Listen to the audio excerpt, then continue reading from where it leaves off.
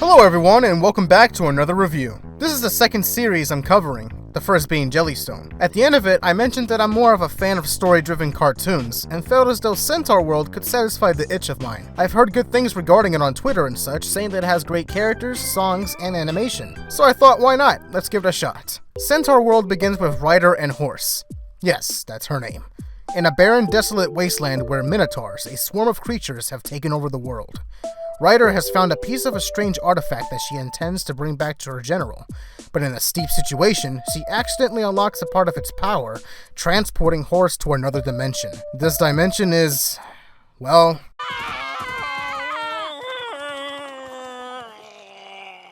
yeah.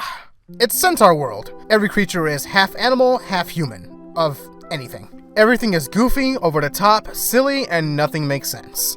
Horse is introduced to Wamawink, a pink llama centaur who has a herd she keeps close by, which are Ched, Durpleton, Zulius, and Glendale. Each of them have their own special abilities since magic also exists in this world.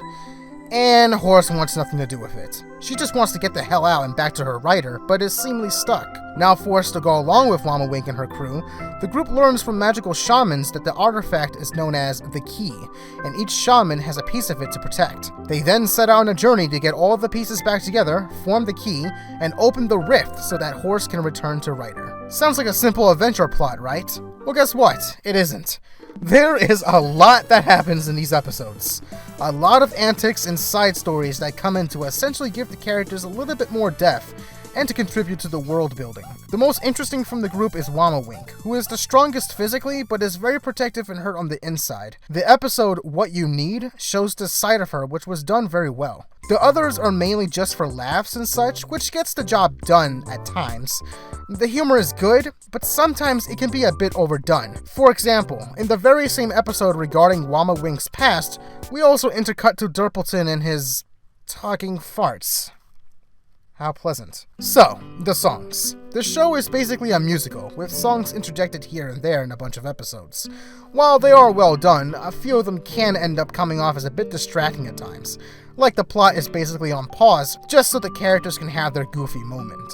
But not all of them. A few of them are serious and have a lot of heart to them, which are really good. They have well done vocal performances as well. Speaking of voices, Horse begins to talk as soon as she's brought into Centaurworld, and ironically, this is the thing that threw me the most off guard about the whole thing. Her voice. But you guys do the same thing day in and day out. Don't you guys ever get, bored? That's not the voice I expected coming from this horse's design, to be honest.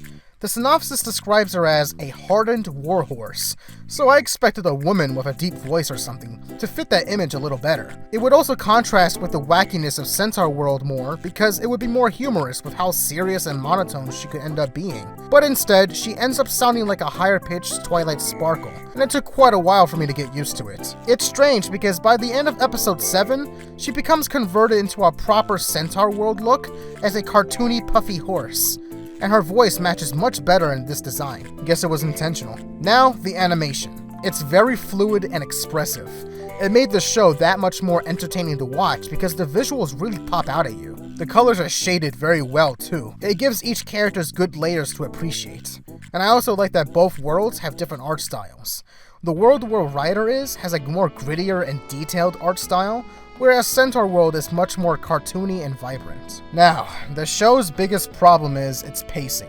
It sets a clear goal for the plot by episode 3, but they also hint at something much more sinister. By the end of episode 4, a song is sung by the Treetars regarding the Nowhere King. I really love how it was done because it gave the ending a complete sense of dread and eeriness. But by episode 5, they find themselves in a cave where Horse is taken by a bear-tar who intends to build a collection of history? Then in episode 6, they fall down a hole and are captured by mole-tars and are put on trial for a very petty reason. I know the main judge here ends up being a shaman to give them a new piece of the key, but it just wasn't as engaging. It was done for the world building, and that's cool.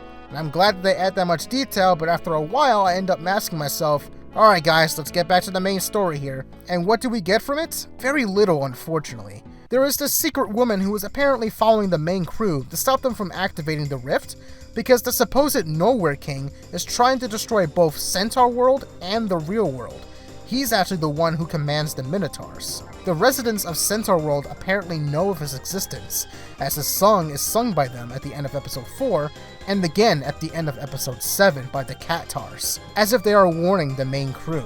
By episode 9, titled The Rift, Part 1. I was hoping that they would take the time to explain all this, so we have a chance to know who he is and what this woman has to do with it. Basically to wrap up the season with a grand finale that puts its story on complete focus.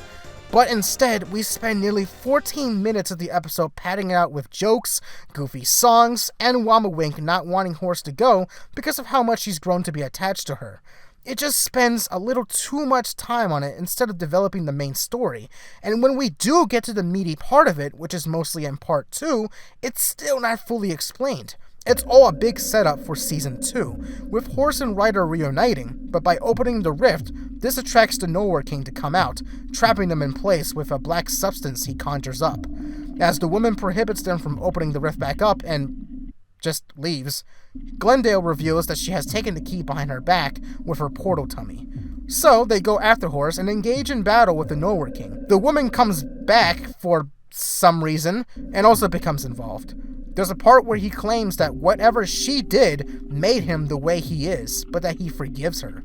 She is about to stab him with the key, now made into a scepter, but can't do it.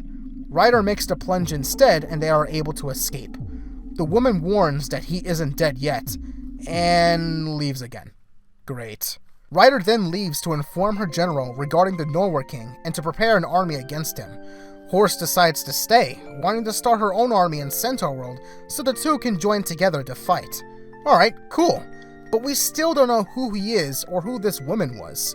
Season 2 will hopefully explain this a lot more and give more backstory, but having it slowly revealed to us throughout this season and having the goofy fetch quest mission would have been better, just to have a better balance of both. I don't have a favorite episode per se, but there is a lot of moments to highlight.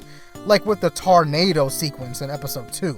Great animation. Horse comforting Wamawink in the past in episode 4, Horse's epic performance in episode 7, and her song of letting her sadness consume her towards the Whaletar shaman was all excellent.